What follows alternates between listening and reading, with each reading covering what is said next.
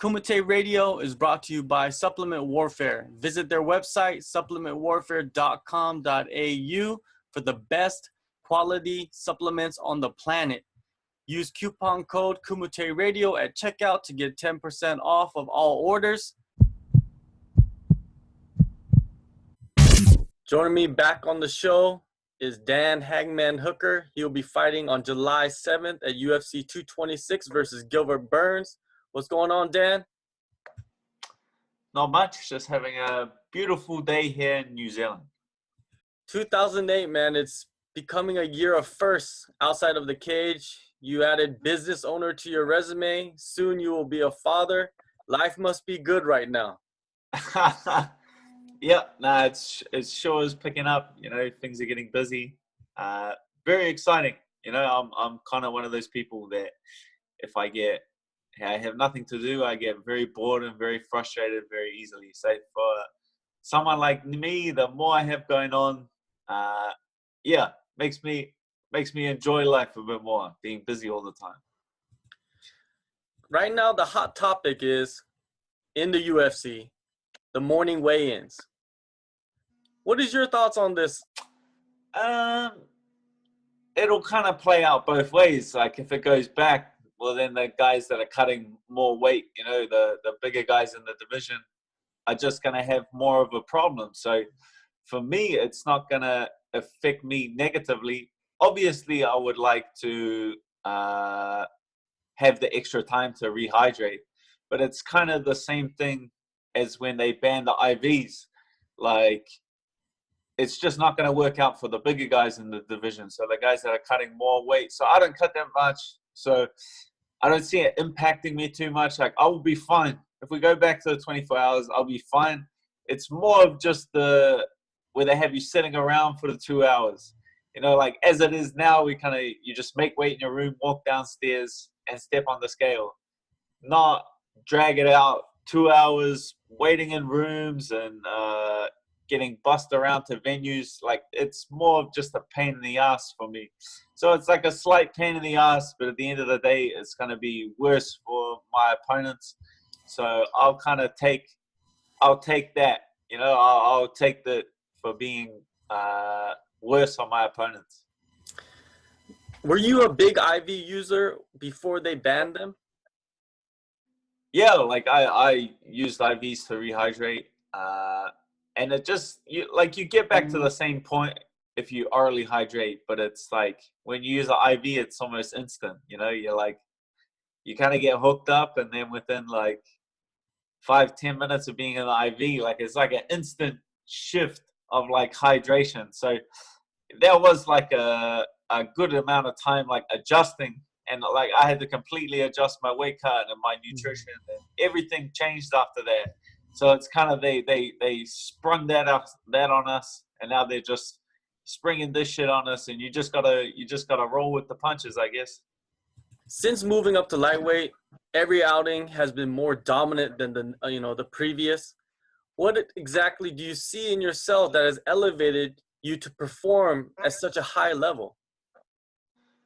That's kind of just me just carrying my natural skills I've had all along into the octagon. You know, before I would kind of, you know, have a good training camp, do all of this hard work, and then it kind of just the rug gets pulled out from you at the last second because you do some dumb shit and you cut too much weight. Now, you know, it wasn't the only change I made to my training going back to lightweight. You know, I moved back to New Zealand and I started working with Eugene Moore and the team at City Kickboxing. So I put my success more due to my change in team and coaches than to the weight. I think the weight is just it's just one of the things I changed. Nowadays, you seem to be living more in the moment as a fighter. Is that attitude, you know, had a big impact in your career?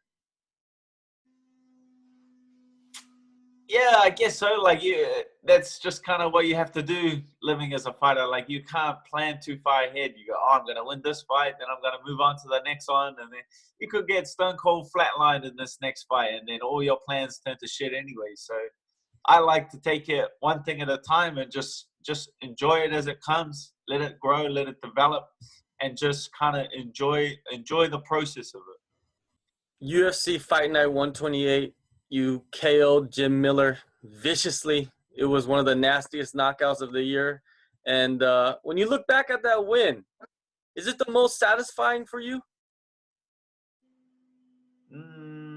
Nah, I didn't even really like the fight. I like the Jacasey fight better. Like going back and like, it's funny. People tell me like you killed the guy, so you must have been a good fight. Like I don't feel like that was a good performance. I didn't really enjoy the fight.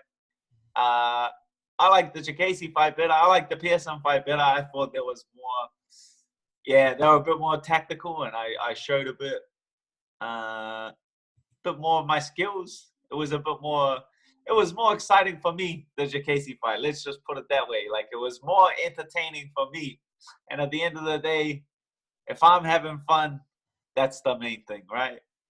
Definitely. After the fight, you called out Paul Felder to his face in the cage. What happened to that matchup? Why did that never materialize?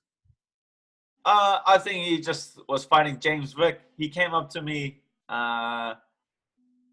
downstairs at the bar afterwards, and he was like, he explained to me that they already had like the James Vick fight in the pipe for him. So that's kind of, I knew that night that I wasn't going to get that fight. But to be honest, it was just because he was standing there. I don't really care about fighting Paul Felder. It's a good fight, and I would fight him, and that gets me like further up the rankings, or that gets me into the rankings. But I'm not like hell set on anyone. I want to fight them all. I want to fight them one at a time. You went back and forth with Alex Hernandez, but after he got a fight, he went all Twitter thug on you, man, and called you irrelevant. What did you think of his tactics? Yeah, I thought that was like a bit of a pussy move, you know, like the whole time I'm calling this guy out and I'm like tagging him and stuff, he's just radio silence, like not saying a word. Then all of a sudden he gets matched and he starts jumping on the internet and calling me different names. But it is what it is. Like, that guy is purely in the rankings of sheer luck. Like, he took a short notice fight, just went like full spastic, caught Beneil Dariush, who's one of the best lightweights in the world, technically, in my opinion. He like caught him cold by just going like full spasmo, and he got himself into the rankings. So he kind of just fell into the rankings, and that's what I messaged Sean Shelby and asked Sean Shelby. I was like, let me clear out the new kid, you know, let me get rid of the new kid. And he was kind of, I think he was on board with that, but I don't know, it kind of just fell through. Maybe Alex didn't want the fight or something, but I don't really care. Now I've got Gilbert Burns. This is another good fight, so on to the next. For sure. Yes, all of this led to your matchup at UFC 226 with Gilbert Burns. What was your initial reaction to this fight? Yeah, like, I'm pretty sure like Gilbert and his manager, I think his manager's Abel Aziz, or anyways, his manager must be that guy, and he must pull some weight, because I said he kind of called for the fight on Twitter. He was like, oh, Dan Hangman, blah, blah, blah. Alex Hernandez is busy. Do you want to fight July 7th? And I was like, bro, if you can put the fight together, I will sign it today. Like, I don't care about who it is or what, or obviously moving up is nice, but at the end of the day, I don't really care. I just want to get in there and fight anyone, and as soon as possible. So he managed to get the fight together, but I didn't say anything to the UFC. They just came at me with the name the week after I replied to Gilbert. So he got the fight put together. He's brought this on himself. I got I got nothing but respect for the guy. He went out there and he found me a paycheck. So I'm thankful to him, if anything. Going back to your fight with Jim Miller, were you surprised that you didn't get a bonus? A little bit. Like, the other finishes are nice. I feel like Branch's finish was good, and the other one, like a nice little liver kick. But yeah, I don't know. Maybe Sean's got a soft spot for Jim Miller, and he didn't want to give me a bonus because of it. But I don't really know. Like, those are bonuses. They're pretty random. Maybe, you know, the fans should vote on it or something like that. or they should be a bit clearer about how the process goes. It's kind of like a bit random. You know, the Jacasey one, there were only 2 finishes on the entire card, and I was one of them, and I missed out on the bonus for that fight as well. So I don't know. What can you do? Get upset about it? Nah, like, it's spilled milk. Can't cry about it. On to the next one. For sure. Your matchup is placed on the prelims of UFC 226. Does it matter to you where you are on the lineup? It does not matter to my paycheck, which is what I'm showing up for. So first fight to main event, my paycheck remains the same. So I am not fussed. You put me on the first fight, it means just I get to go out back and eat ice cream faster and watch the fights. So get in, get out. Somebody else gets hurt. That's the plan. Did you jump right back into camp after your fight with Jim Miller, or did you take some time off and relax a little bit? I think I got back to Auckland Tuesday night, and I was training Wednesday morning. So I was already back. Before I got this Gilbert fight accepted, which only took like a couple of weeks, I worked it out, and I had trained something like 60 hours from my fight until I think the 3 weeks after the fight when I got this new fight. So I'd already put in 60 hours of work until I even caught wind of this fight. So I feel like since this fight, I've got even better since the Miller fight. So I feel like I've progressed quickly because of just the team of people, the team of coaches and training partners that I have around me. It's the kind of environment we've built where you don't want to be away from training too long because you feel like you'll miss out on something. We talked about this last time we spoke in an interview, and you said that you have this big team around you that is very detailed.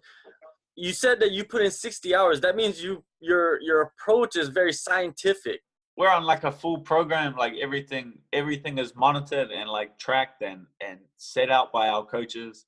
Like our training is like all structured and periodized, and even the techniques we drill, our coach, it's not just like, oh, I think I might work on this. Like it's all a part of like a bigger program that we've developed, or that he's developed, and the team that's at City Kickboxing has developed long before I got there. So this thing has been in play long before I was a part of the team. I'm just kind of reaping the benefits of it. Yeah, that's interesting because a lot of guys, they don't really track anything unless they are in a training camp for a fight. But you guys are tracking everything even outside of a fight, which is unique. Yeah, like I just got straight back to it. Yeah, it was a bit weird coming off of that Jim Miller fight. Like I was not really happy with the performance and how when I feel like I was performing a lot better in training camp as opposed to the fight. Like just small technical things. I feel like I was a bit rushed. So I wanted to get like straight back to work. That was a weird one. Like sometimes you finish a fight and you're like, okay, done. Like I want a bit of a rest.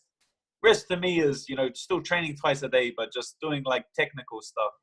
This time was like, I finished that fight and I was even more hungrier than before the fight. Like I was like so motivated after that fight to just improve. Maybe because, I am so close to the top 15, like I can like smell it when you come from 10,000 guys being in front of you to 15 guys being ahead of you. It's like my ultimate dream is so close that I can like smell it. I can taste it. It's so close to being real that I just want to get back in there and get to work as soon as possible. Is that why you reacted the way you did after you knocked out Jim Miller? Because you kind of calmly walked around the cage and was stoic. Is that the reason you're kind of disappointed in yourself? Yeah. People was like, maybe he's being like, I am pretty respectful before and after the fight. Like, obviously he was like a legend and it was a real honor to get to compete against him. But yeah, I didn't act like a clown because I was so, I was a bit disappointed in my performance and in myself. So that's just what I'm striving for. It's what we're all chasing. I'm chasing the perfect performance. It is a busy few weeks for your team at City Kickboxing coming up. How is the atmosphere with so many important fights, consecutively. Yeah, it's pretty crazy. We got Shane Young tomorrow night on the Singapore card, and then Israel fights the night before me. So it's good. Like, we're gonna have a lot of our team there. There's a lot of our teammates coming over, and it's kind of, yeah, City Kickboxing is going to take over Vegas that week. Usually you just see a big mob of Kazakhstanis kind of mean mugging everyone. You're going to have a bunch of New Zealanders just walking around the streets of Vegas causing a ruckus. So, yeah, it's exciting times for the team, but it's kind of just business as usual where we are. Like, we're all head down and we're all working, man. There's fights after that as well. We got like 4 more guys on another regional show. So straight after me and Israel's fights, you can put money on us being back in the gym, win or lose, and getting and investing in those teammates that help us get ready for our fights. And that's really the only way that this team thing works and that system works. That the guys that put their body on the line for my fight, that I put my body on the line for their fight. It's only fair. Let's get back to the fight. Burns, he's a world champion grappler, but he's been winning with his hands as of late. What are your thoughts on his development of striking? Yeah, it's a bit of pick your poison. Like, you take him down, he's 4-time whatever jiu-jitsu world champion, and then he's knocking guys out. So this is the kind of people that I want to fight. You know, he's got a bit of momentum behind him. I got momentum behind me. These are the guys I want to fight. These are the guys I want to compete at. I hate fights that people think I'm gonna win easy. I hate that. It's those are the difficult fights. The fights where people are thinking, "Oh, Dan, you're in for a bit of a tough one. This one, I don't know how this one will play out." Yeah, those are the fights that get me out of bed. You know, those are the fights that I live for and train hard for. I think that fight was the one that you mentioned that you were most satisfied with was the DeCasey fight. A lot of people looked at that as something that was a pretty even matchup, and you went in there and you finished him. Yeah, it's like more along the lines, and just technically, like how that fight played out, I thought it went technically well. Like, I made a very talented, very fast and athletic fighter look very average. You know, he wasn't able to get many things off him and put his kind of game plan into action. So that was more satisfying to me, to make a world-class fighter look like an average fighter. I feel like that's a very hard task to achieve. If you compare Burns with your last 3 opponents, what does he bring new to the table? I think he's bigger than those guys. Like, he's bigger, and yeah, like physically, I feel like he's the biggest opponent that out of those last 3 that I would have come up against. So yeah, I'm looking forward to exploiting it. You know, that is a strength. That is his size, and the amount of muscle he carries is you know, that's a strength for him, but it's also a weakness if he's, you know, inefficient with that muscle. If he's inefficient with that size, then I feel like that can cost him very dearly. Yeah, he's definitely a big lightweight because of his recent, you know, coming in fight week 30 pounds over and not being able to, the commission not allowing him to cut weight. What did you think of that situation?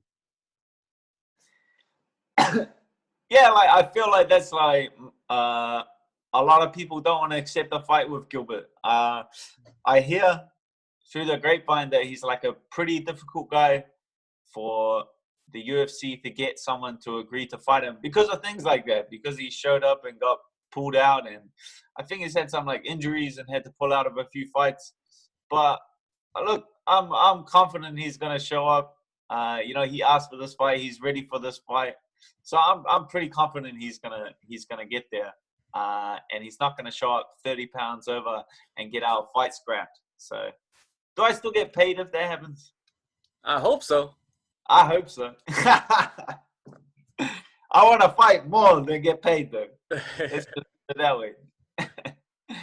This will be your first international fight week. Anything draw your curiosity about the festivities that will be happening? Not particularly. Israel fights the night before. That's like pretty exciting. that kind of gets me going. That'll get me out of bed. But I'm not too sure. I don't really like Vegas as a place. I've been there 3 times now, and I get over it real quick. This will be your quickest turnaround since your first fight for the promotion after UFC 226. Do you plan on taking some time off with the baby on the way? Well, the missus put the hard word on me and said no fights in November, and I think we'll see when it gets closer to the time. Like I don't pre-plan anything. Like I take it as I come. I don't plan on taking time off. I plan on getting back in there as soon as possible. Maybe squeeze one more out before the young baby arrives. Yeah, I heard that they're trying to squeeze a card in Australia before that time, so maybe you could get on that. They'll have to. I think when me and Israel get the win, we could call for a UFC New Zealand pretty easily, and they can put that together pretty quickly. If you got me and Israel headlining and co-headlining, I feel like we sell out Victor Arena in Auckland pretty easily after that, and they can have another show in Australia as well. So two shows in the region before the end of the year. I feel like that'll be a nice treat for the fans around this side of the globe. Sounds perfect. July 7th, UFC 226. Dan Hooker takes on Gilbert Burns. Lightweight matchup. It's pivotal for you. It's pivotal for both of you guys. It's going to be exciting. Thank you for your time, Dan, and I'll see you again. Thank you very much, Doc.